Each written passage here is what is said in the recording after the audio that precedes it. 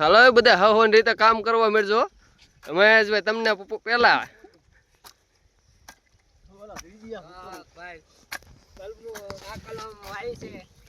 કાલ વાવી છે ને આજ પાણી પાવાનું છે ને આ કલમ ઓલે કેસર કેરીની છે કોઈ પણ ને લેવી તો કરમદોડી ગામમાં વજુભાઈ સાવડિયાનો કોન્ટેક્ટ કરજો.